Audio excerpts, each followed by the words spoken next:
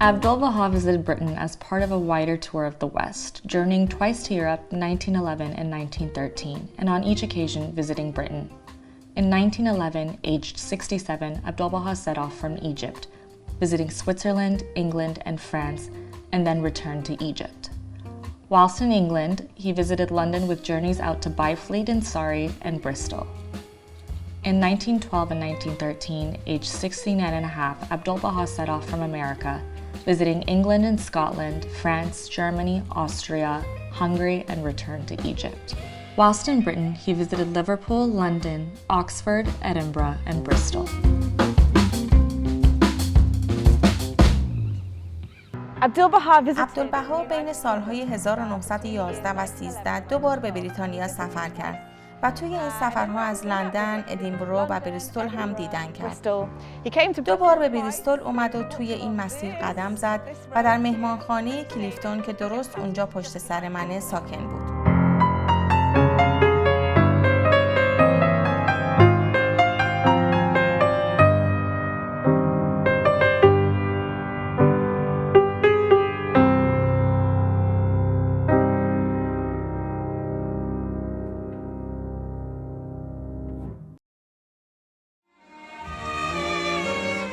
On the first afternoon, observing a young woman who rode by on horseback with her hair flying free, and several who bicycled past on their bicycles unattended, he said, "This is the age of woman. She should receive the same education as her brother and enjoy the same privilege, for all souls are equal before God. Sex and its relation to the exigencies of the physical plane has no connection with the spirit."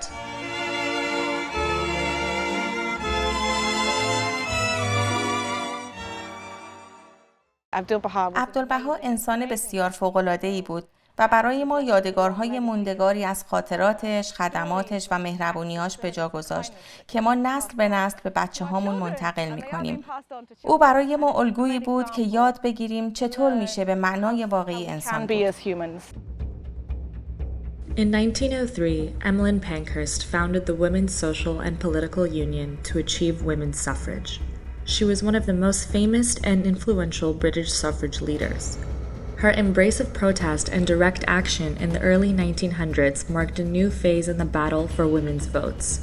Pankhurst was imprisoned many times. At one meeting, Abdulbahar asked Emmeline Pankhurst, the suffragist, "Give me your reasons for believing that women today should have the vote." She answered, "I believe that humanity is a divine humanity and that it must rise higher and higher, but he cannot soar with only one wing."